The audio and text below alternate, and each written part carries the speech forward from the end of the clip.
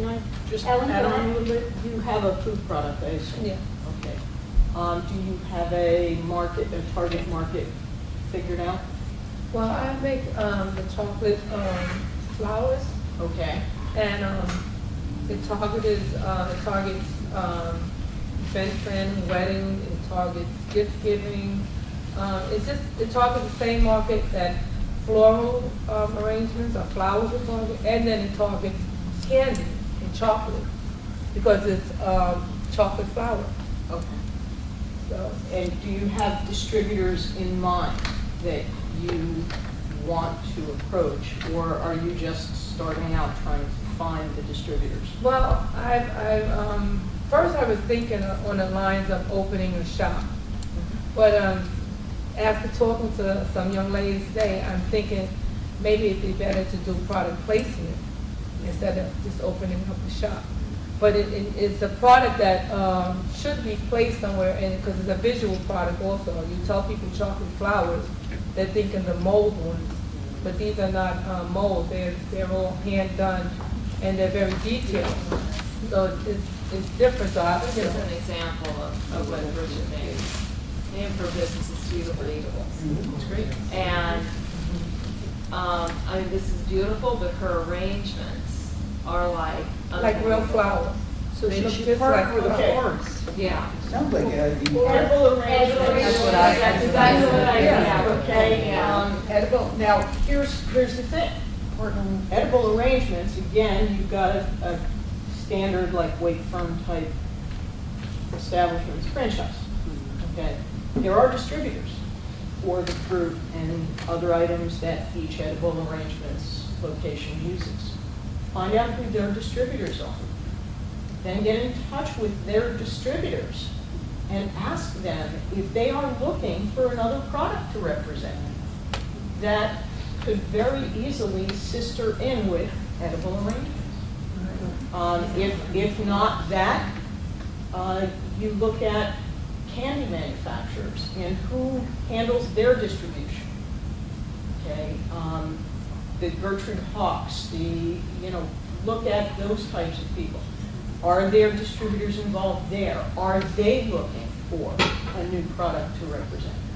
If you hear that they're interested and or looking for something that is different and unique, there's your open door. I think also too, getting back to, what's the market problem you can solve. I had, believe it or not, I had a client in the floral business. And, that business, the local florists have been heard by 1-800-Flowers and all the other people that are out there. So I don't know if you've gone to floral shops to find out, is this an item that they may want to carry to help their business grow, because you can buy flowers through the internet providers. I do know that some of the floral distributors actually do also sell gift items. So it may be doing some what I call research by driving around and maybe picking out several florists and finding a couple people to talk to see if this is something that they would like. Is it additive to their business? Yeah. Great tips. Is there another question? I have a question for Manish. You know that Petty Headache. Okay, the Petty. Petty. What is Petty? Is it Petty? Many people call it like that. Oh, okay, well, that's my Midwest Nebraska coming through. We have to pronounce every single word, vowel, everything. That's anyway. Now, you had mentioned in your introduction that you do look at some skincare lines, is that correct? Yes. Okay, because I know there's some women that have skincare. Actually, they approached me. Right? Oh! They've already gotten a phone call. But anyway, go Phoebe. ahead. Well, I was going to say, I mean, in my mind, I'm thinking that would be, if I had a skincare line, that would be a natural to come and pitch to telebrands and say, listen, you know what, you have this really successful product, couple that with an adjunct. I mean, let me back up. When I sold to retailers, and I did all that, what helped drive a lot of my success, quite frankly, is I helped the retailers piggyback on each other different product lines and ultimately sell more product out of both lines. For example, when I sold for Kellogg's, to me it made natural, you know, I had to sell a bunch of cornflakes. Well, who really eats cornflakes, all right? So put some bananas on it. So I sold, really bundled the advertising and the marketing for the whole group in conjunction with your bananas. And oh, by the way, bananas, it's a little bit of a higher price margin because cornflakes is a cash cow and they don't make any money off of it. So they looked at that like, you know what, that's a really good idea. And then, you know, and oh, by the way, you can use cornflakes in baking. So that's my point in that taking a look at your product lines that are very successful for Telebrands. How can your products help even almost reignite a cash cow for Telebrands as well? Yeah, that's a good one. And to your point, the skincare and personal care really are definitely one of those categories that I said earlier are good categories for a business. So definitely always looking for products in that business. And definitely, you know, skincare is so much that's happening these days. So that's definitely been a very good category for us. That's good to know. Great. Okay, we have a question over here. So just two questions. So one for Ellen. Can you give an example of an installation? If you have a software product that requires installation on a computer, if you have a kitchen gadget that needs to be installed underneath a cabinet, if you have a larger machine, I represent all size machine manufacturers. One of them creates the cutters that cut Scotch tape. If you're a millimeter off level, those cutters stop. Do you know how much tape runs over a cutter in a day? That's a lot of money. So if there's an installation issue, that's what I mean. And then the second question was for Dom. If we're making products at home and we're able to go buy things off the shelf, how do we move from personal size to kind of bulk purchasing to make our products? Okay. Finding distributors to buy bulk isn't as difficult today as it was years ago, simply because you can find anything on the internet today. I mean, I have people call me, asking me a question, I'm not sure, and while they're talking, I'll Google, I'll say, by the way, there's somebody, did you find out that this company, that company sells, whatever. You know, I hadn't thought about this, but actually, because I'm working with Deb, I hope you don't mind if I No, I think it's great. I didn't know if you were to remember what I was doing. she's actually buying some of her bulk. She's buying bulk items through ShopRite. But I think what's really important is to make sure that the product design, the bill of materials, which is too far to get into here, but can even get to the sustainable retail price. So before you think bulk, you know, there's a really quick and dirty way to figure out your costs. Because if you're buying your stuff at the supermarket, you're doing very low volume, needless to you know, you can do better. A quick way to figure out what your cost will be later on when you buy in bulk. Most supermarket products have a gross margin somewhere between 35 and 50%. The easiest thing to do is take the tab that you run up at the supermarket of all the things you buy and take off 35%. And that almost starts to replicate what your wholesale price will be. And do that cross-check first to make sure that, given that, can you then price your product so that there's enough margin in it for the distributor, and then is there enough margin in it for the retailer? Good rule of thumb is take 3.5 times your variable cost, food and packaging. That's going to be kind of your suggested retail price. Do we have another question? Yes. Yes, I have sir. another one. Go ahead. Because I'm very interested in Telebrands. If I was to approach Telebrands and said I had an environmental friendly self-efficiency hand device to assist the smoker while they're smoking, is that something that will fall into a category that Telebrands would be interested in? Repeat that, this is an environmentally friendly. Okay, it's an environmental friendly hand device, which is self-efficiency, which means it runs with magnets. It does not run with standard electricity, batteries, or anything like that. Is that something that will fall into the category that you guys represent? And it would help a A smoker, basically. It will assist the smoker while they're smoking. Basically, the smoker would hold the device in their hand while they're smoking, and the way to be built so that the smoke will continually the device will continually draw in the smoke from the burner end while the smoker have the device in their hand, something like this, and then they will bring the device close enough to their mouth to release the exhale smoking too. So it doesn't support smoking, it just basically assists the smoker so that the person that's sitting next to them or around them is not being affected by the secondhand smoke, which means it doesn't go into the air. So it saves the environment because the smoker does not have to blow the smoke into the air anymore, and the burner end of the cigarette is not burning into the air as well, it's burning into the device. So is that something that your company would be interested in? I'll speak on that a little bit. So from a demographic standpoint, the market is definitely big because there's a lot of smokers.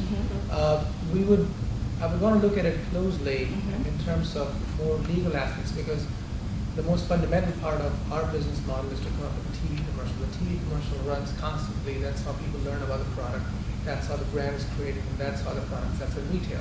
So when we've looked at some products in the smoking category before, these products to help people quit and things like that, there are certain legal issues of what you can show in a TV commercial as far as smoking is concerned.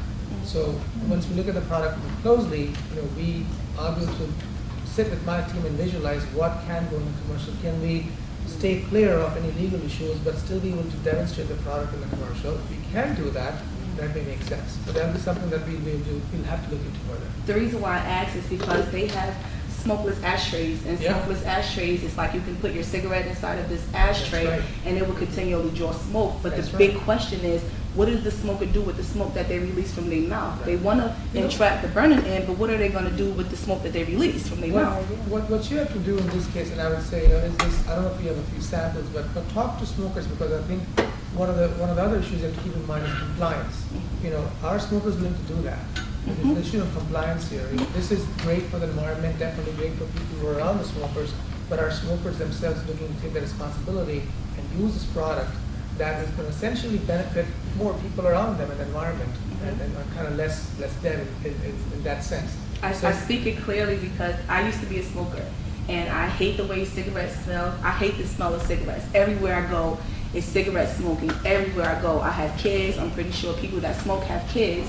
So I think this would be something that would be appealing to a smoker, because not only does it is a smokeless device, but you don't have to have your house smoky, or anywhere that you're smoking, you don't have to leave that environment filled with smoke for someone to come along that does not smoke, or respiratory impaired, or children, or anybody to have to inhale what you just disposed. And we know secondhand smoke is more lethal than the person that is actually smoking. So that's why I stress that really, really, really far, because it doesn't sound like it will fall into the category of what your company represents. That's why I wanted to ask that question. No, I think it'd be interesting to look at it a bit more, because it definitely has a lot of characteristics. But like I said, the legal aspect, what you can show, what the product looks like, how big is it, all those things that we'll have to look at. But I think it's worth looking at it further.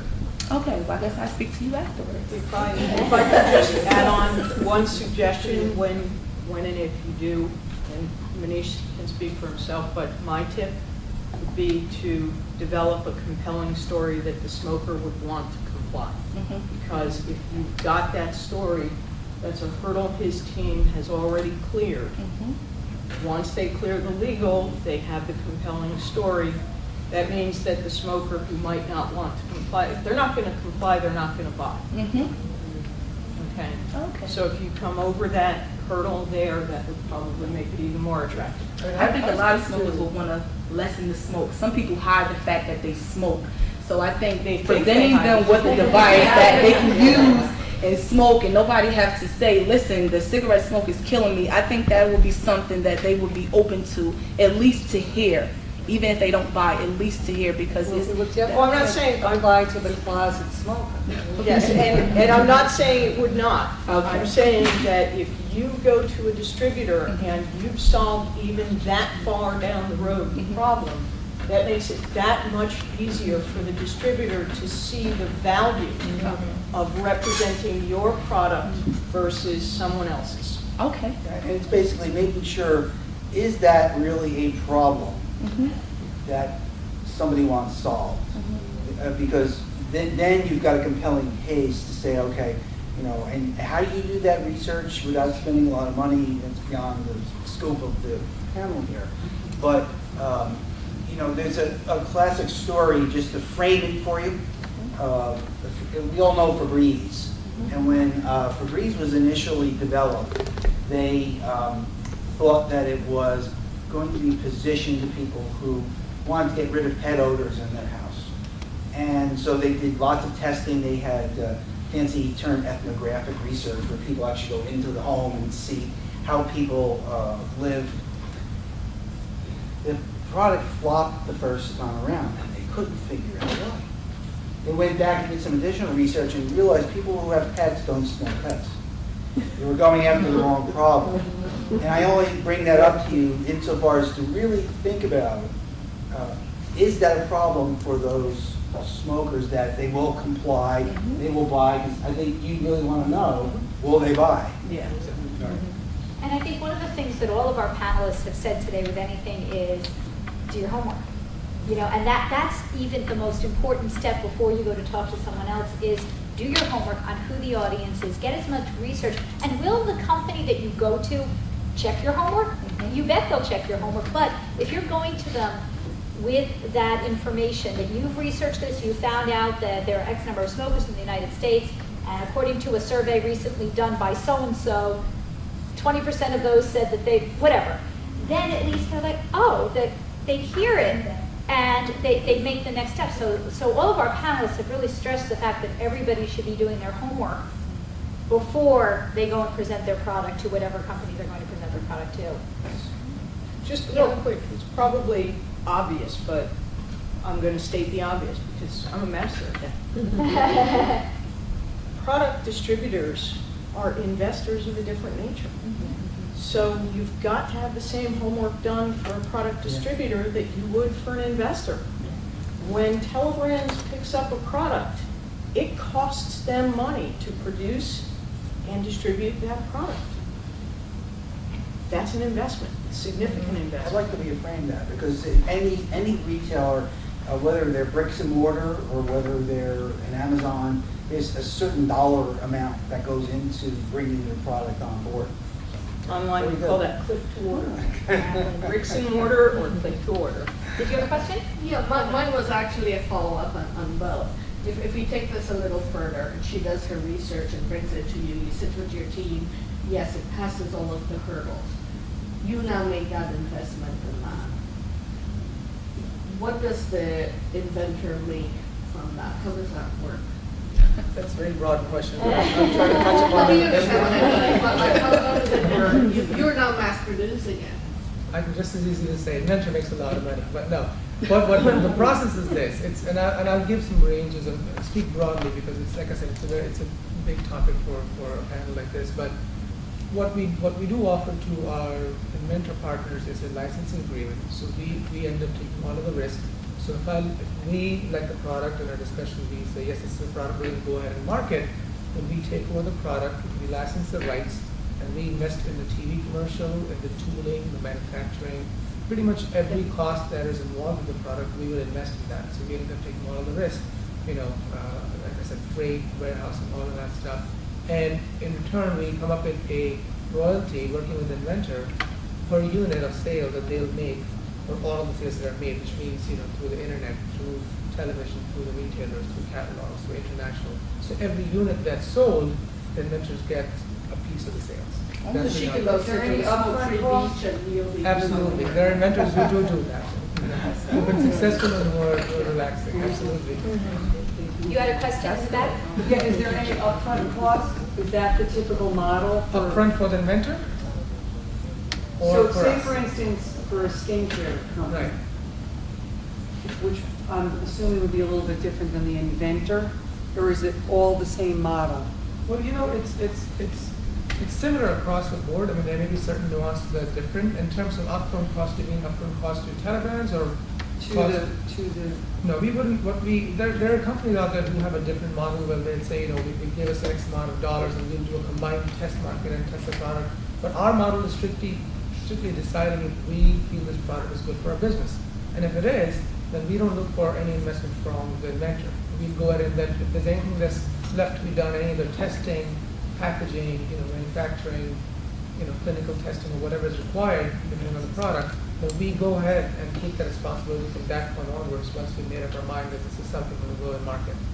I think one of the things that's interesting about using Telebrands as an example, if they see something and they feel it's worth a test to see if you, the consumer, are going to buy it, as Manish said, they're investing everything, and that's tens of thousands of dollars in shooting the commercial, because it's got to be just right, picking those target markets and doing tests in those markets, having a whole system through the internet and telephone to see who of the consumers are actually calling to order it.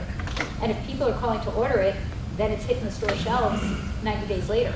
So they're investing all of that, up front, which is pretty exciting for an inventor to get that far.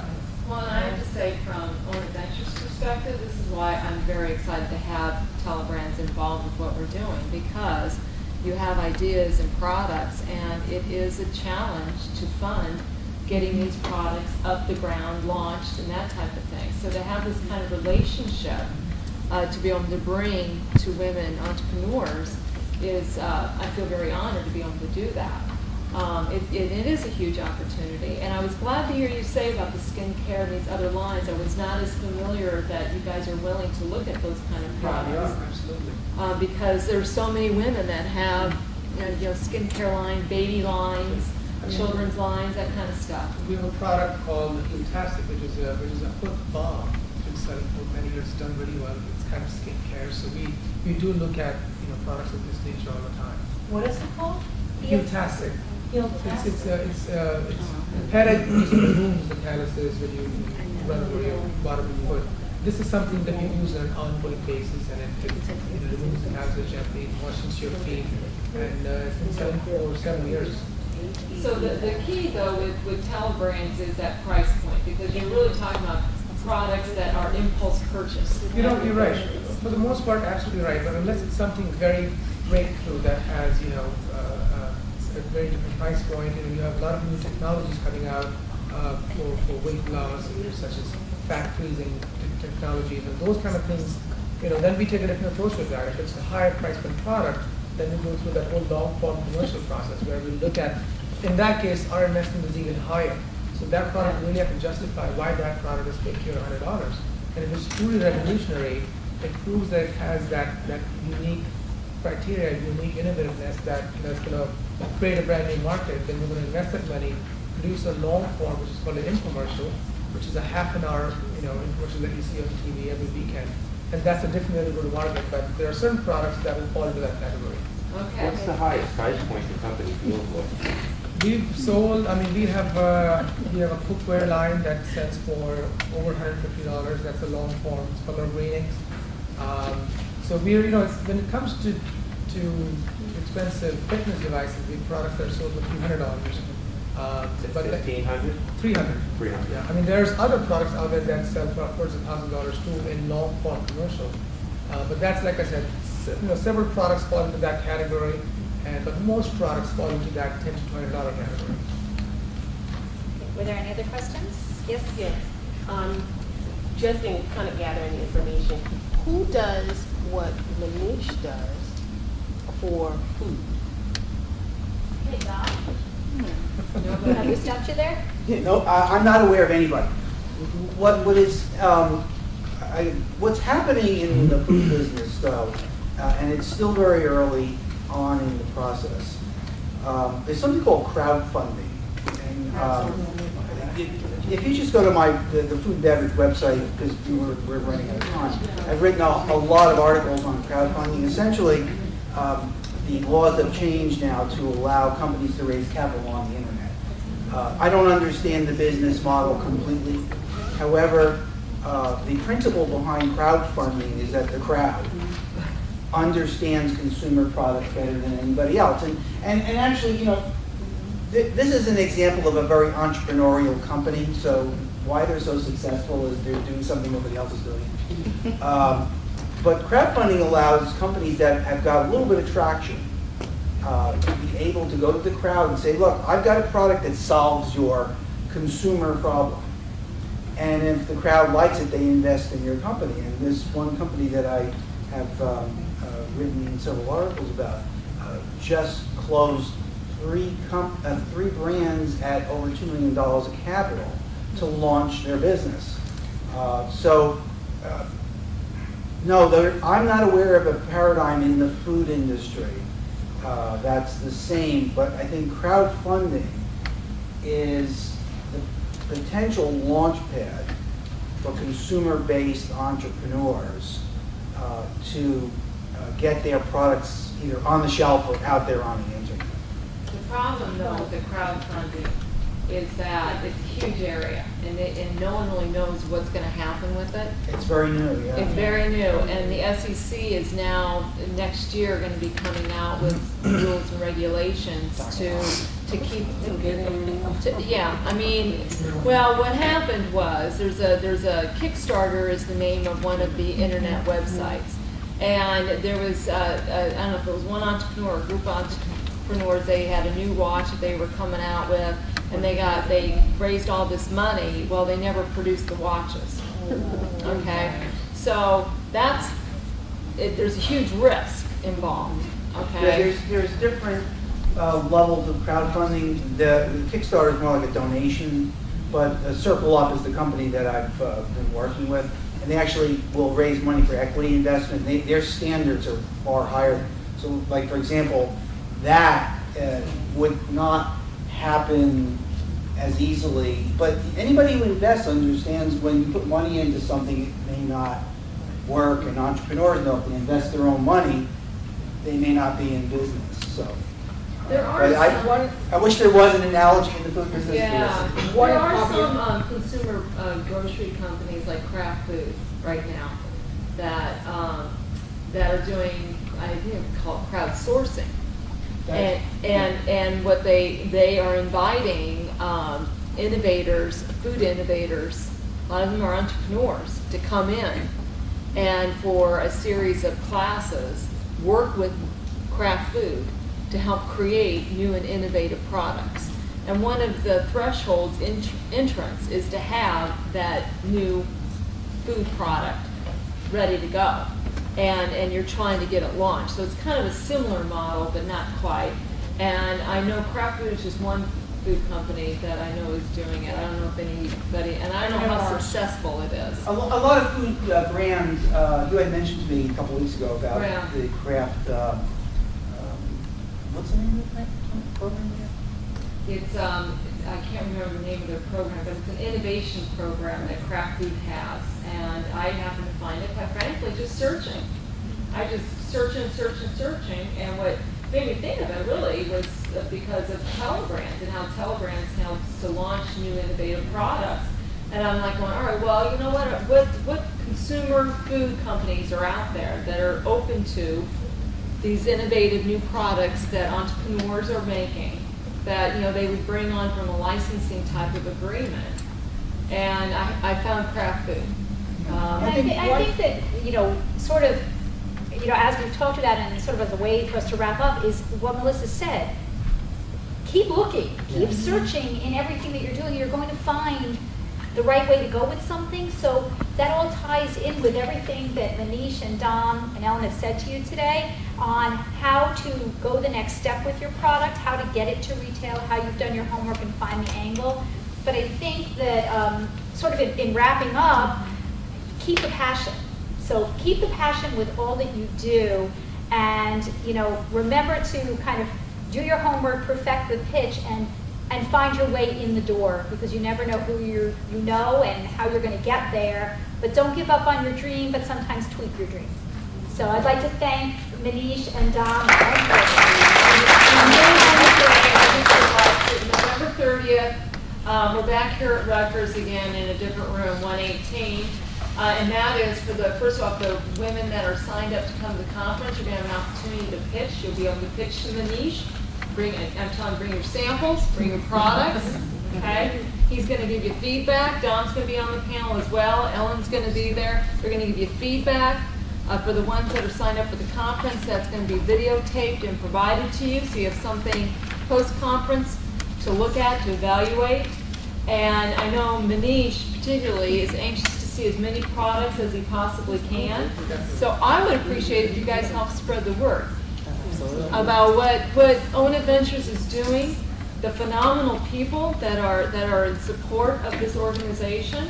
And it's not only the organization, quite honestly, it's women entrepreneurs. And they believe in women, and they want to see those great products that that I know you guys have. So, come to the table. That's what they're saying, come to the table. And thank you, all three of you. And you guys.